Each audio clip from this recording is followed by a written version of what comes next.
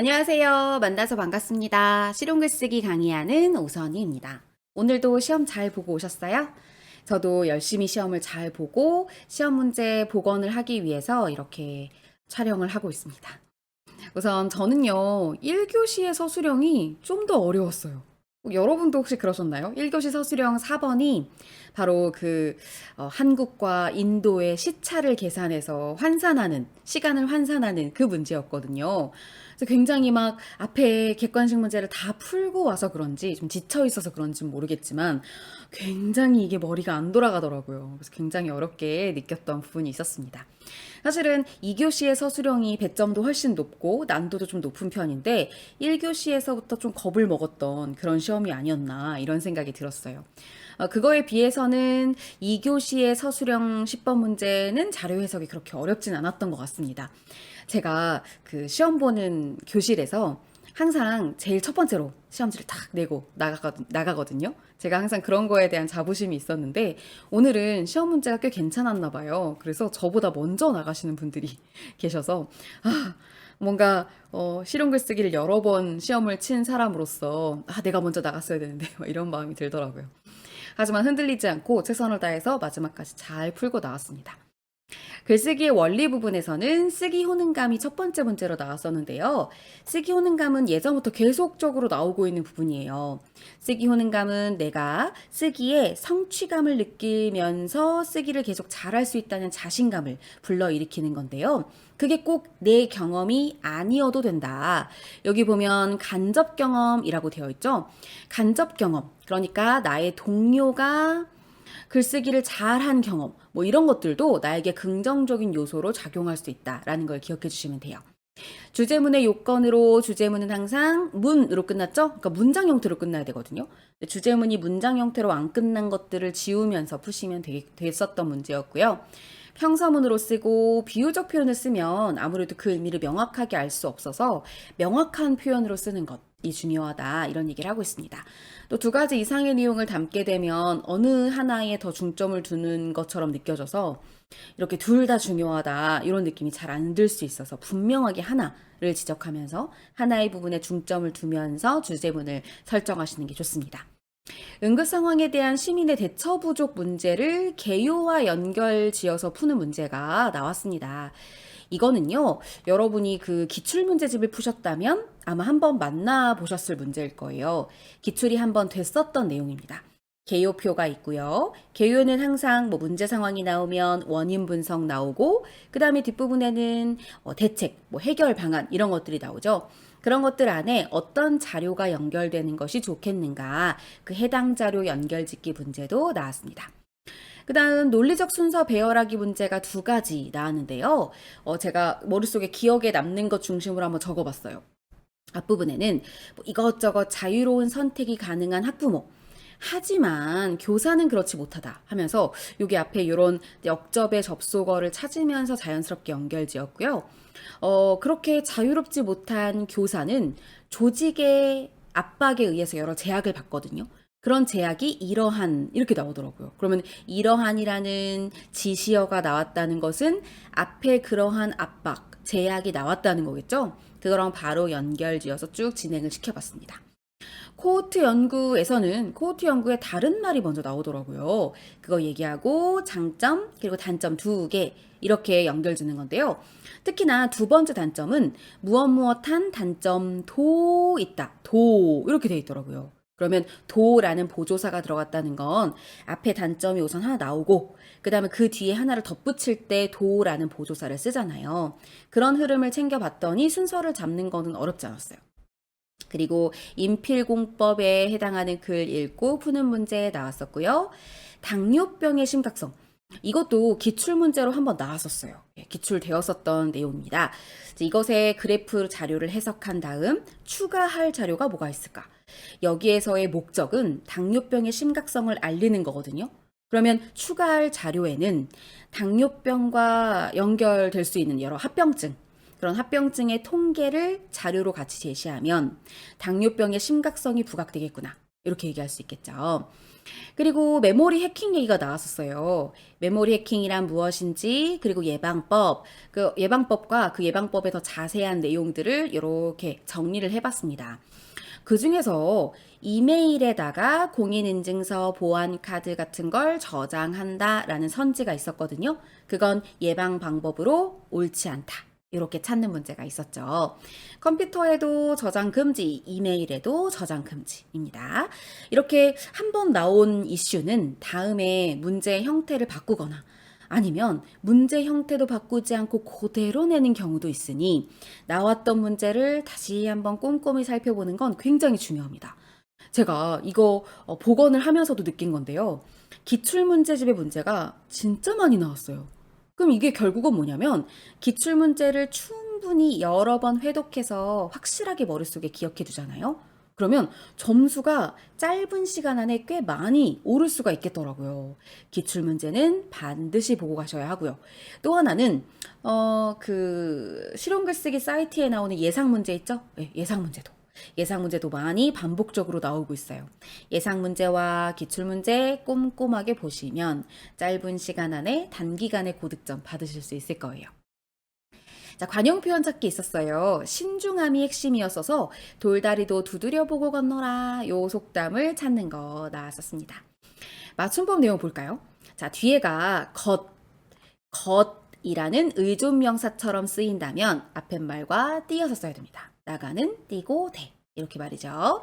자, 오랜만에 렌 밑에 시옷 쓰지 않도록 시옷 받침 아니에요. 오랜만 니은 받침이고요. 왠지는 오에 왠지 며칠 할 때 몇 하고 치읓 받침 있는 것으로 생각하시면 안 돼요. 그 말은 이제 아예 없어졌어요. 아마 요렇게 쓰는 걸로 알고 계신 분들 많을걸요. 네, 이 말은 아예 없어졌어요.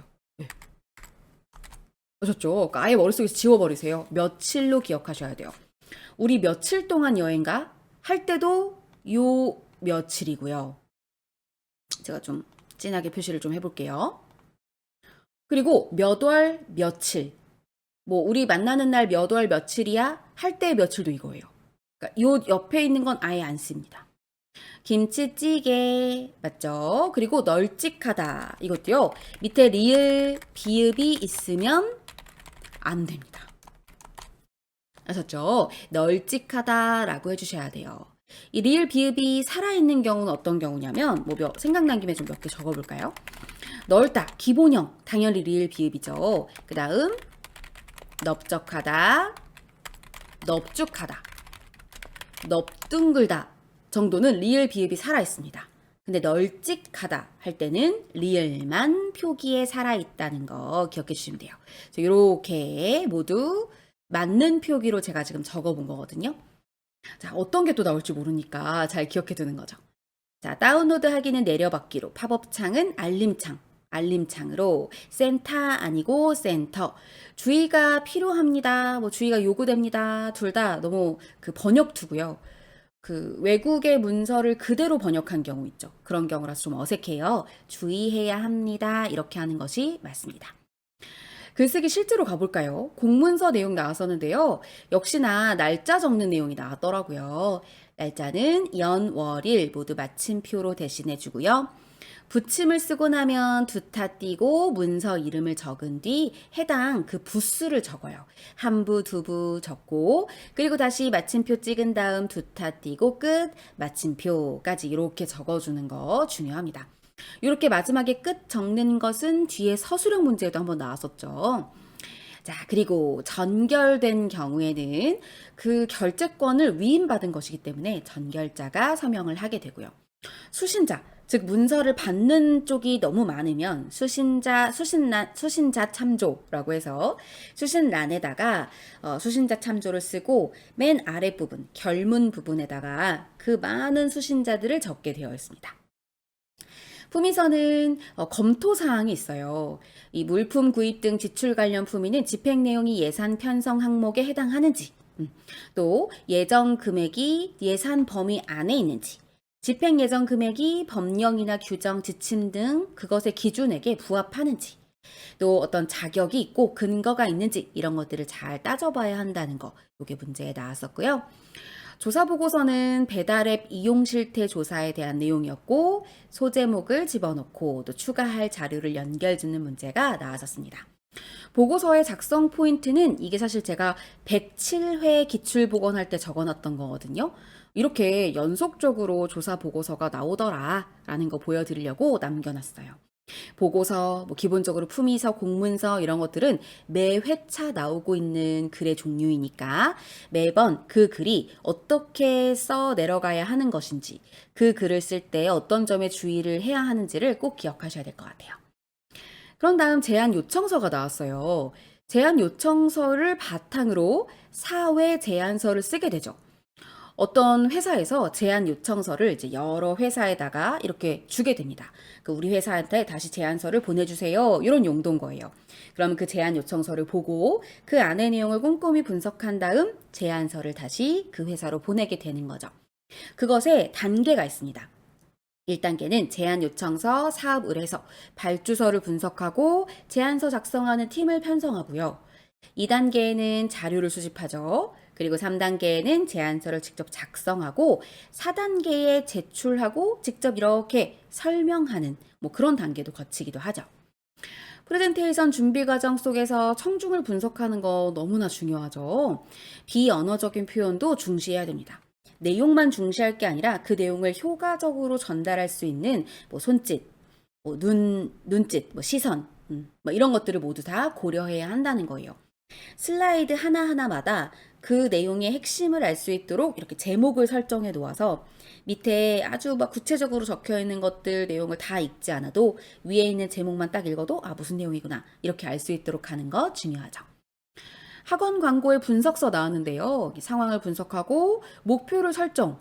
그러니까 아무래도 타겟을 설정하라는 거겠죠. 타겟을 설정하고 아이디어를 도출한 다음 어떤 매체로 그 광고를 할 것인가에 대한 내용들이 정리되어 있었습니다.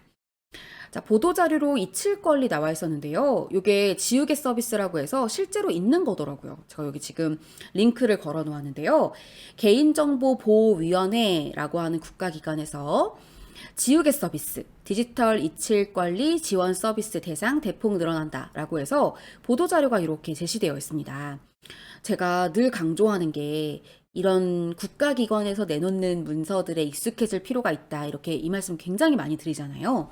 왜냐하면 이런 국가기관의 문서에서 자주 사용하는 말투, 문체, 어휘 이런 것들에 익숙해져야 우리가 서술형의 답안을 쓸 때 어휘 하나 가지고 시간 들어서 고민하고 이거 어떻게 써야 되지 이런 시간을 줄일 수가 있거든요.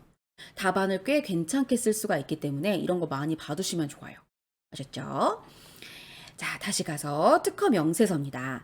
발명의 명칭 기재 방법인데요. 명칭을 어떻게 기재할 것인가, 그때 주의해야 될 내용들이 쭉 이렇게 나타나 있습니다.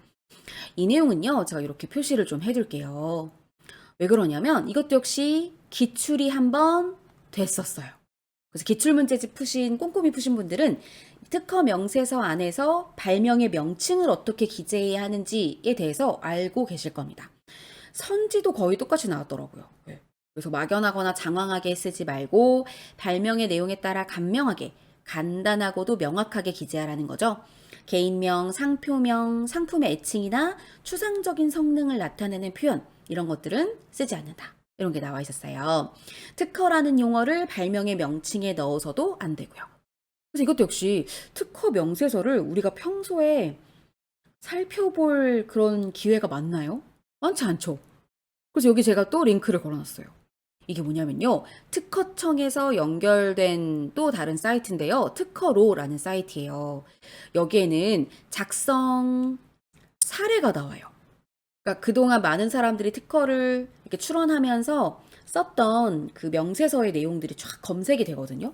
그러니까 이런 것도 그냥 하나하나 클릭해서 한번 쭉 보시는 거예요. 그러면 특허 명세서는 이런 식으로 쓰는 거구나. 우리가 평소에 접하기 좀 어려운 문서라면 그건 난도가 높은 시험 문제가 되는 거잖아요. 그러면 우리가 자주 못 보는 그런 문서니까 틀리고 말지 이게 아니라 우리가 한번 찾아보는 거예요. 평소에 많이 못 보는 문서라도 찾아서 보면 충분히 요즘은 좋은 자료들을 다 공개해 놨기 때문에 여러분이 그 공개된 자료를 충분히 활용하실 수 있습니다. 자, 그 다음은 사고력 문제 가볼게요. 생산 효율성을 높이기 위한 방법으로 일괄 처리 방식에 대한 내용이 나왔는데요. 이것에 반대되는 것으로 컨베이어 벨트 처리 방식, 그러니까 분업화가 되어 있는 걸 컨베이어 벨트 처리 방식이죠. 이것의 단점을 정리하면서 일괄 처리 방식의 장점이 무엇인지 확인하는 것이었고요. 트리즈 법칙이라는 것이 나왔는데 거기에 기억과 니은에 들어가는 말 찾아보세요 하고 빈칸 넣기 문제였을 거예요. 물리적 모순을 해결하는 분리의 법칙이 트리즈 법칙이었습니다. 모순과 해결, 요걸 찾는 게 정답이었고요. 공감적 듣기의 여러 가지 방법들 중에서 인용하기가 나왔던 것 같아요. 네, 그래서 상대방이 말하는 걸 듣고 아, 네가 이렇게 해서 이렇다는 거지 하고 이렇게 한 번 더 상대방의 말을 인용한 다음 너의 생각을 내가 한번 재해석해서 정리해 볼게. 이런 맥락인 거죠. 그러면 그렇게 적극적으로 들어주면 상대방이 와, 이렇게 정리할 정도로 내 말을 잘 들어줬구나. 이렇게 생각이 되는 거죠. 자, 그 다음은 스토킹 범죄 적용 여부인데요. 이것도 이제 NCS의 개념 중에 직업윤리 개념 중에 나오는 건데요. 이와 관련해서 경찰청 홈페이지에 이런 게 들어있습니다. 이게 선지 중에 하나 나왔었어요. 아마 기억나실 거예요. 모르는 사람이 제 사진을 캡처해서 지속적으로 SNS에 게시하며 애인인 척 글을 쓰고 있는 것을 친구를 통해 알게 됐어요. 이런 것도 스토킹일까요? 하고 질문을 했는데요. 우리가 풀었던 문제에서는 이걸 하나의 예로 들었었죠. 친구를 통해 알게 됐다. 이런 것도 스토킹이 될 수 있냐. 이런 예로 나왔었죠. 근데 이제 결론부터 말씀드리면 여기 보면 위사례의 경우 피해자의 의사에 반하여 정당한 이유 없이 피해자의 사진을 SNS에 게시함으로써 불안감 또는 공포심을 야기하게 했지만 피해자에게 직접적으로 글이나 영상 등을 도달하게 하지는 않았기 때문에 스토킹 행위에 해당하기는 어렵습니다. 라고 답변이 나왔습니다. 그러니까 해당 사항이 없다 이렇게 보는 거죠. 그러면 스토킹 범죄라는 것은 지속성, 반복적으로 이루어지는 것들인 거잖아요. 그리고 그것이 직접적으로 피해자에게 영향을 가해야 한다. 이런 것들 생각하시면 될 것 같아요. 스토킹 범죄에 대한 예들을 연결짓는 것도 이게 지금 첫 번째 나온 게 아니거든요. 네, 계속 지금 나오고 있는 거라서 많이 봐두시면 좋을 것 같아요.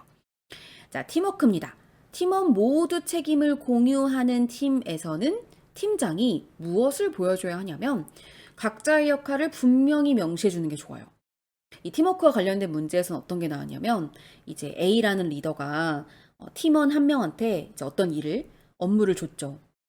근데 그 사람이 이 A라는 리더한테 상의 한마디도 없이 자기한테 떨어진 업무를 복사해서 다른 사람들한테까지 다 나눠준 거예요. 자기의 업무를 제대로 처리한 게 아닌 거잖아요. 그리고 상의도 하지 않았고. 그러니까 이럴 때에는 리더십을 어떻게 보여줘야 되냐면 각자의 역할을 분명하게 명시해 주는 것이 필요하다는 거죠. 또 비윤리적 행위에는 아예 문제가 있을 걸 몰라서 저지르는 비윤리적인 행위도 있어요. 무지한 거죠. 근데 무관심. 무지한 게 아니라 알았어요. 이게 문제가 될 걸 알았지만 내가 관심을 더 기울이지 않고 안 들킬 수 있을 것 같다는 이런 생각 때문에 비윤리적인 행위를 저지르는 경우가 있어요. 그런 경우를 찾는 내용이었고요. 표절은 자료를 변형하여 인용해도 출처를 꼭 밝혀야 하죠. 네, 그 점이 선지의 정답으로 나오는 선지였습니다. 그다음 서술형 가볼게요. 이것도 역시 지난 회차에도 제가 말씀드렸지만 제가 그냥 이런 게 나왔다라고만 말하면 아무 소용이 없으니까 제가 쓴 답안을 공유하는 거예요.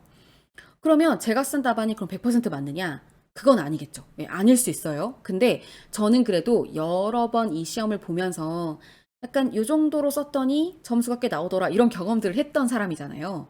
그러니까 제 답은 꽤 신뢰할 수 있을 만한 답이긴 하다는 건 말씀드릴 수 있는데 여러분이 쓴 답안과 다를 수 있어요. 그렇다고 여러분이 틀리고 제가 맞은 건 아니에요. 저도 틀릴 수 있다는 걸 말씀드립니다. 자, 서술형 1번은 요약문, 글의 구조가 나오는 요약문의 내용인데요. 자, 이것도 역시 기출문제 한번 나왔었어요. 근데 빈칸이 다른 데 뚫려 있더라고요. 네. 그러니까 기출문제를 이렇게 변형하는구나 이렇게 알 수 있었어요. 마지막 부분은 결론이었고요. 이걸 결론이라는 걸 알 수 있게 해주는 표지가 뭐냐면 이런 이처럼 하지만 그렇기 때문에 이런 식의 접속어나 지시어 있죠. 이런 것들이 표지예요. 표지가 이처럼이 나오니까 정리해주는 느낌이 딱 들죠. 그래서 여기가 결론이구나 라고 보는 거예요. 그리고 뭐에 대해서냐면 음악 문화. 뒷부분에는 뭐가 나왔냐면 뭐 음악 문화의 지능책, 뭐 지능책에 대한 뭐 그런 실천을 촉구하는 것으로 어쩌고저쩌고 이렇게 나와 있거든요. 그래서 거기 빈칸에는 이어절로 쓰라고 했으니까 음악 문화 이렇게 쓰시면 됩니다. 서술형 2번은 맞춤법 띄어쓰기 문장에 호응 수정하는 것인데요. 요게 그 실용글쓰기 홈페이지에 나와 있는 예상 문제예요. 예상 문제가 그대로 나왔어요. 근데 조금 다른 건 여기 공동. 공동은 원래 문제에선 잘 맞게 나왔는데 요걸 우리 문제에서는 공통 이렇게 썼더라고요. 공통의를 공동의로 바꿔주시고 안읍니다가 아니라 안씁니다. 또 사용해 주시기 요거 띄었어야 되거든요. 그래서 사용해 띄고 주시기. 화장실은 요 주어를 바꿔줘야 되는 거였죠. 주어와 서술어의 호응이 잘못된 곳에서는 앞에 주어를 고쳐준다. 화장실은이 아니라 화장실에서는 이렇게 고쳐줘야 되는 거죠. 왜냐하면 화장실은 금연입니다. 그러면 마치 이게 화장실이라는 어떤 주체가 금연을 해야 되는 것처럼 느껴지거든요. 화장실은 금연의 주체가 아니죠. 화장실은 장소죠. 그래서 화장실에서는 이렇게 써야지 맞는 거죠. 만약에 서술어를 바꾼다라고 하면 화장실은 금연하는 곳입니다. 만약 서술어를 바꾼다 그러면 장소가 드러나게 서술어를 바꿔주면 되는 거죠. 근데 우리 문제에서는 주어를 바꾸라고 했기 때문에 화장실은이 아니라 화장실에서는 이렇게 하는 거죠. 자, 그런 다음에 행선 예보 방식 엘리베이터 내용이었는데요. 그 1호기, 2호기 두 개의 엘리베이터가 있었는데 1층에서 A라고 하는 사람이 5층을 가려고 행선 예보 방식에 의해서 5층을 이제 눌렀죠. 근데 이미 5층에 갈 사람이 그 1호기에 타고 있었단 말이에요. 그러면 시간을 절약하기 위해서 같은 행선층이 같은 사람은 같은 걸 타야 빠르게 이동할 수 있잖아요. 그러니까 앞부분 기억은 행선층이 같은 이렇게 이어절로 쓰고 A는 그래서 그 5층을 이미 눌러놓고 타고 있었던 그 1호기. 그래서 그 1호기에 A가 타고요. 그 다음 B는 2호기를 탄다. 이렇게 해서 4어절로 A는 1호기를, B는 2호기를, 그리고 뒤에 뭐 탄다. 이렇게 나와 있었거든요. 그렇게 빈칸을 넣어주시면 됩니다. 자, 이제 서술형 4번이에요. 이게 진짜 제일 어려웠죠. 예. 근데 이것도요, 기출이 됐었어요. 기출에 이미 한번 나왔었어요. 기출 문제를 꼼꼼히 보신 분들은 아마 충분히 문제를 잘 푸셨을 거예요. 자, 김차장은 한국에 있고 2차장은 인도에 있고요. 한국보다 3시간 30분이 빠릅니다. 그러니까 한국의 시간은 인도보다 3시간 30분을 더해주면 되는 겁니다. 제일 처음에 김차장이 3월 7일 오후 3시에 서류를 보낸다고 했어요. 그렇다면 그 시간은 3시간 30분 빠른 것으로 계산하면 3월 7일 오전 11시 30분에 서류를 받게 되는 거겠죠. 요거 3월 7일 오전 11시 30분을 기억에 써주시면 돼요. 그리고 그 다음 니은을 보면 이 2차장이 다음 날 11시 30분에 다시 연락을 하겠다 이렇게 말했거든요. 그러면 3월 7일의 다음 날이니까 3월 8일이고요. 다음 날 오전 11시 30분이라고 했고 그 11시 30분은 한국 시간으로 하면 3월 8일 오후 3시가 되는 거죠. 그럼 니은에는 3월 8일 오후 3시를 적어주시면 돼요. 그리고 김 차장이 다시 또 다음 날 오후 5시에 또 뭔가 연락을 하겠다고 했어요. 그럼 다음 날은 3월 9일 오후 5시인 거고 이걸 3시간 빠른 인도 시간으로 바꾸면 오후 1시 30분이 되는 거죠. 3월 9일이고요. 디귿에는 3월 9일 오후 1시 30분을 적어주시면 돼요. 그리고 나서 이 2차장이 2시간 지나서 뭐 연락을 하겠다 그랬거든요. 그럼 2시간 지난 거는 3시 30분이죠. 3월 9일 3시 30분. 그럼 그것을 한국 시간으로 환산하면 3시 30분, 3시간 30분을 더하게 되니까 오후 7시가 되는 겁니다. 그래서 리을은 오후 7시 이렇게 해서. 예전에 기출됐을 때에는 기역, 니은, 디귿 여기까지만 나왔었어요. 근데 여기 요번에 문제 내면서 리을까지 하나를 더 추가해서 문제를 낸 거죠. 각각 해당하는 그 상대편이 서류를 언제 받고 상대편이 연락을 언제 받는지를 그 해당 위치를 기준으로 해서 시간을 환산하면 되는 문제였습니다. 자, 서술형 5번에 쓰기 윤리 나왔고요. 첫 번째는 연구 데이터를 조작하는 경우, 두 번째는 누락하는 경우, 디귿에서는 연구 방법을 조작하는 경우 이런 식으로 각각 4어절로 요 구조에 맞게 문장 형식도 정해줬었죠. 문장 형식 정해준 거에 맞춰서 적어주시면 됩니다. 이제 2교시 가볼까요? 기사의 전문인데요. 기사의 전문은 기사의 앞부분에 요약문을 말합니다. 요약문은 이것도 기출됐었어요. 네. 순서가 훼손 현황, 훼손 요인, 대책 각각 9어절로 써야 돼요. 9어절 이내로. 그러면 이제 뭐 7, 8어절도 괜찮아요. 최근 3년간 전국의 습지 11.7%가 사라지거나 면적이 줄었다. 이렇게 말해주고 대부분 인위적인 요인에 의해 훼손되었다는 점을 밝혀줘야 돼요.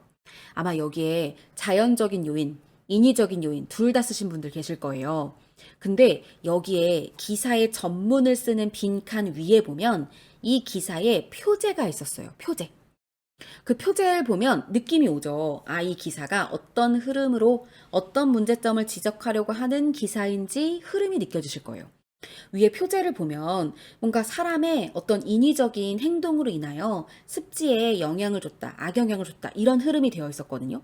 그렇기 때문에 밑에 훼손의 요인으로 인위적인 요인을 강조해서 적어줘야 한다는 겁니다. 전문은 요약을 통해서 그 기사문을 읽는 사람들한테 내용을 쉽게 전달하기 위해서 이 신문 기사의 관점을 전달하기 위해서 전문을 쓰는 거거든요. 그래서 이런 부분이 들어가야 하고요. 환경부는 자연 자원 총량제 요 말은 꼭 들어가야겠죠. 예, 요것을 도입하여 습지 보전을 강화하겠다고 밝혔다. 이렇게 하면 9어절 이내로 세 문장이 나옵니다. 근데 이 세 문장을 각각 뭐 번호를 쓰거나 기호를 쓰실 필요 없이 쭉 그냥 이어서 쓰시면 되는 거예요. 저는 지금 구별해 드리려고 이렇게 세 개를 나눈 것 뿐입니다. 서술형 7번에는 특허 명세서, 이것도 예상 문제에 나왔었어요. 예, 거의 똑같습니다. 그래서 여기에 보면은 기억에 해당하는 건 고정도르래, 고정도르래, 상기는 앞에 위에서 기록된 이 말이거든요. 그 위에서 기록된 지지대의 상부에 위쪽에 결합하는 뭐 이렇게 나와 있어요. 근데 상부에 결합하는 게 여기 위에 보시면 요약문에 상부에 결합하는 고정도르래라고 써 있거든요. 그러니까 기억에는 고정도르래가 들어가면 돼요. 그쵸, 그쵸. 여기 뭐 상기라는 말, 상부라는 말 너무 여러 개가 비슷하게 많이 나오죠. 상기는 위에 기록한 이 뜻이고요. 상부는 위쪽 이런 뜻이거든요. 그래서 니은은 안전 발판 그리고 여기에는 회전 도르래 이렇게 써주시면 됩니다. 그래서 여기 상기 안전 발판에 결합하는 회전 도르래 뭐 이렇게 나오죠.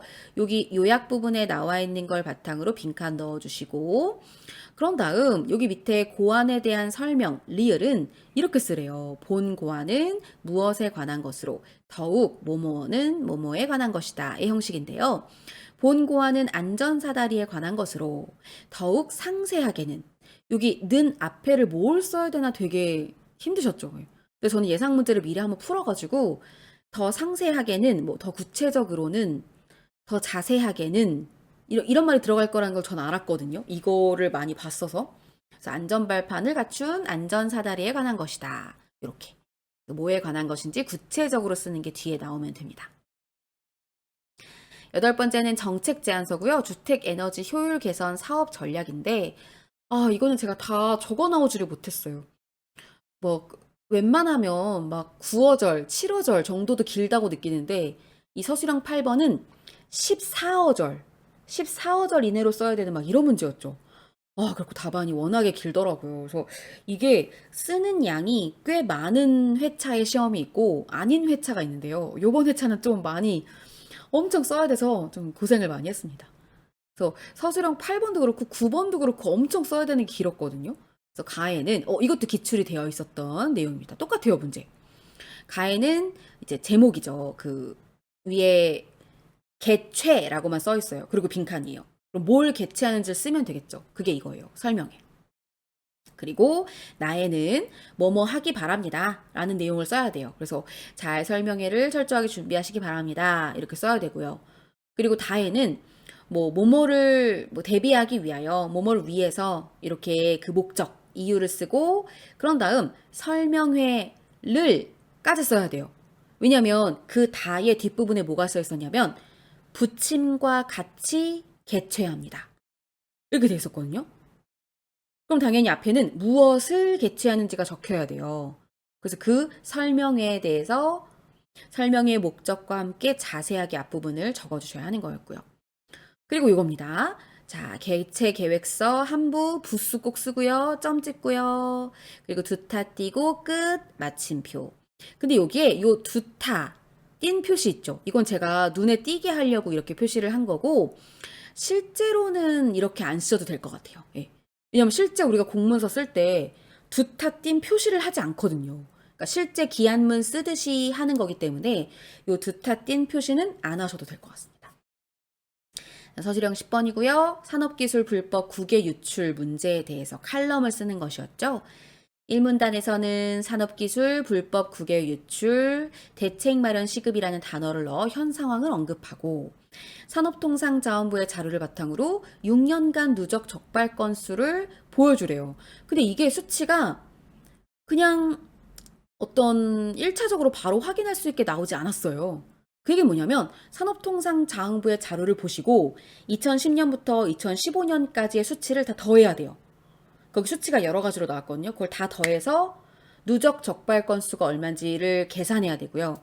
연평균 예상 피해액은 1차적으로 딱 눈으로 확인할 수 있게 나왔더라고요. 그거 쓰시면 됩니다. 그 다음에 이 문단은 업종별, 기업 규모별 적발 현황을 쓰는데 이게 좀 내용이 되게 많았죠. 근데 이거를 딱 앞에 거 보시고 바로 적기 시작하면 나중에 크게 낭패를 볼 수 있었던 게 구체적인 수치는 높은 것에서 낮은 것으로 쓸 것이라고 되어 있어요. 그래서 항상 개요표는 끝까지 다 보셔야 돼요. 그러니까 우선 이 글을 쓰기 원고지에 딱 첫 번째 글자를 쓰기 전에 1문단부터 4문단까지 무슨 내용을 써야 되는지 한번 쭉 훑어요. 쭉 훑어본 다음에 쓰기 시작해야 안 겹치고 실수를 안 할 수 있습니다. 그래서 4문단을 써야 되는데 막 2문단을 먼저 써버렸어요. 그럼 중복되는 거거든요. 그렇게 안 되게 해주시면 돼요. 근데 그나마 다행인 건 요번 문제를 봤더니 1문단은 자료 1 보면 되고 2문단은 자료 2 보면 되고 그 다음에 3문단은 자료 3 보면 되고 4문단은 자료 4 보면 되고 이렇게 좀 분명하게 나눠져 있더라고요. 그나마 다행이었던 것 같아요. 그죠?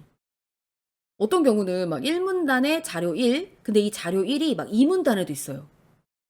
그러면 1문단에 자료 1을 보고 내용을 다 써버려요. 그러면 2문단을 쓸 게 없어서 중복이 되어버리는 이런 사태가 발생하거든요. 근데 이번 문제는 1, 2, 3, 4가 이렇게 문단별로 나눠져 있어서 실수를 좀 덜 하셨지 않았을까 이런 생각이 듭니다. 다만 이런 거 구체적 수치가 높은 것에서 낮은 것으로 써야 하니까 다시 그 업종별, 기업 규모별 적발 현황을 순서대로 다시 재배치해야 돼요. 중소기업의 적발 건수가 대기업의 몇 배인지 4배였죠. 네, 그거 찾는 거 쓰고 유출의 주체와 동기 이것도 구체적 수치를 적을 거면 높은 것에서 낮은 것으로 써야 됩니다. 자, 3문단 보시면 앞의 내용과 어울리는 이어지는 말을 쓰래요. 그래서 저는 어차피 이거 대책이잖아요. 그래서 뭐 이것을 해결하기 위해, 뭐 이를 해결하기 위해 이 말을 썼어요. 이런 말을 쓰면 앞의 내용이랑 좀 잘 연결되지 않을까 싶어서 전 이걸 썼는데요. 꼭 이게 답이라는 건 아니에요. 잘만 연결만 되면 됩니다. 정부의 대책 4가지를 첫째, 둘째와 같은 이런 말과 함께 쓰래요. 그러니까 이런 것도 밑에 것 먼저 안 보고 그냥 바로 쓰기 시작하면 나중에 한참 썼는데 첫째, 둘째 써야 되는데 그러면 다 지우고 써야 되는 거잖아요. 그러니까 미리 이 개요를 한번 쭉 보시고 지문 분석에 들어가야 되죠. 3문단에는 미국, 일본, 중국의 대책을 인용하여 우리 정부의 대책을 촉구하고 그 다음에 좀 특별했던 게 요거. 유출 동기를 바탕으로 우리 기업이 해야 될 일을 쓰라는 거예요. 전 요게 좀 새로웠어요. 왜냐면 그동안은요, 그냥 자료에 나와 있는 것만 정리해서 쓰면 되는 그 정도의 문제였거든요. 근데 유출 동기 중에 어떤 금전적인 보상, 돈을 준다고 했다. 그쪽에서 기술을 빼돌리면 이런 돈의 문제, 또 어떤 회사에 대한 불만 이런 것 때문에 기술을 유출했다라고 동기를 밝힌 거예요. 그럼 그것을 바탕으로 우리 기업이 어떤 노력을 해야 하는가는 지문의 그 제시문 속에 없는 거예요. 자료에. 그걸 연결줘야겠죠. 아, 이런 게 불만이야? 그러면 기업에서 적절한 보상을 하고 적절하게 대우해주고 이래야 되는 게 좀 분명하게 드러나죠. 자료에는 없지만 충분히 예상할 수 있죠. 그걸 덧붙여 쓰는 것까지. 그동안은 원래 자료에 있는 것만 추려서 쓰는 거였는데 맨 마지막, 사문단의 제일 마지막에 이렇게 동기만 제시해주고 이걸 어떻게 해야 될까? 어떻게 해결해야 될까? 라는 건 내가 알아서 생각해서 쓰게. 이렇게 만드는 좀 특별한 점이 있었습니다. 그래서 마지막에 나오는 서술형 10번도 역시 제가 늘 항상 한 일주일 정도 자료 조사하는 시간이 필요해서요. 자료를 열심히 조사한 다음에 이것도 한번 어떻게 쓰는 것이 좋은지 영상을 한번 남겨볼게요. 그래서 이 서술형 10번도 다음 시험 준비하시는 분들은 한 번쯤 써보시면 좋을 만한 꽤 괜찮은 문제거든요. 제가 복원해서 어떻게 서술형 10번 쓰는 게 좋을지 영상을 만들어 볼 테니까 그 영상도 기대해 주세요. 자, 이렇게 해서 쭉 한번 서술형 10번까지 추려봤습니다. 그래서 제가 좀 놓친 부분도 있을 것 같은데요. 혹시 궁금한 점 있으시거나 아니면 덧붙이고 싶으신 말씀 있으시면 댓글에 꼭 남겨주세요. 제가 댓글 보면서 하나하나 다 답변 달면서 계속 그렇게 의견 공유하고 있도록 하겠습니다. 자, 오늘 강의도, 오늘 영상도 도움이 되셨다면 꼭 좋아요 눌러주시고요. 구독도 해주시고요. 알림 설정도 해주시고 댓글도 많이 많이 남겨주세요. 전 그럼 다음에 또 더 알찬 영상으로 다시 돌아오겠습니다. 여러분 시험 보느라 수고 많으셨어요. 다음에 만나요. 안녕.